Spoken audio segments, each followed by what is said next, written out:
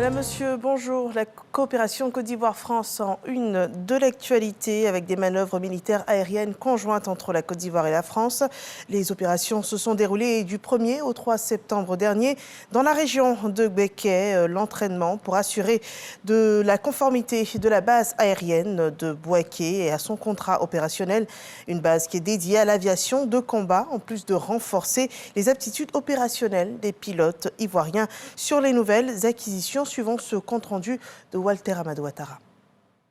Satisfaction totale des deux états-majors au thème de 72 heures d'exercice d'interception, d'interdiction, mais également de patrouille conjointe et de contrôle de l'espace aérien. Cet exercice qu'on va en retenir, c'est bien notre montée en puissance du partenariat militaire opérationnel entre la Côte d'Ivoire et la France, ce qui va nous permettre pour les prochaines éditions de continuer à améliorer et à augmenter notre interopérabilité et la totalité des exercices opérationnels que nous pourrons faire dans les prochaines années.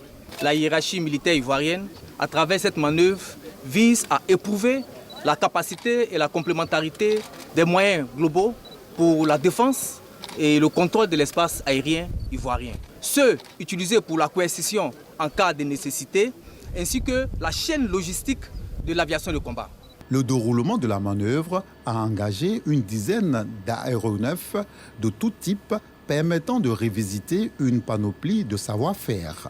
Ainsi, les opérations de protection d'avions au sol, les patrouilles aériennes avec tireurs embarqués, le ravitaillement en vol et l'interception, entre autres, ont permis aux participants de s'approprier les dernières avancées tactiques.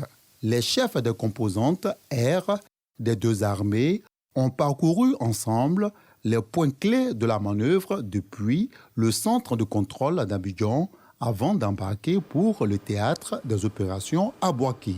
En cours de vol, ils ont pu apprécier le déroulement d'une opération d'interdiction, leur avion servant d'objectif pour les avions intercepteurs. Cette deuxième manœuvre aérienne conjointe FACI-Armée française a rassemblé une centaine de pilotes, personnel de soutien et personnel de planification. Elle remet positivement la base aérienne de Bouaké au cœur du dispositif de coercition aérienne des forces armées de Côte d'Ivoire. Et nous restons à Bouaké où se définissent de grandes lignes sur la sécurité alimentaire et nutritionnelle. Les responsables de l'Agence nationale et d'appui au développement rural, ANADER, planchent en ce moment sur la question. Ils y sont pour des propositions de solutions à une meilleure nutrition de la population ivoirienne. Le développement est à suivre dans nos prochaines éditions. Autre actualité, c'est l'ouverture ce 4 septembre du Forum sur la coopération sino-africaine, une plateforme de discussion pour de plus grandes coopérations économiques entre la Chine et l'Afrique.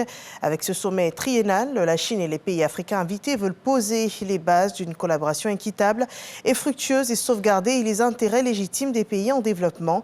L'une des principales priorités, c'est de moderniser les infrastructures africaines avec davantage de soutien aux secteurs clés tels que l'industrie manufacturière, les transports, l'énergie et les technologies numériques. Et ce forum sera marqué par des accords de coopération qui devront s'étendre jusqu'en 2027. Et la Côte d'Ivoire, qui compte 45 ans de coopération avec la Chine, participe à ces échanges. Le vice-président de la République, Tiemokomé Diakone, y conduit une délégation ivoirienne au nom du chef de l'État, Alassane Ouattara.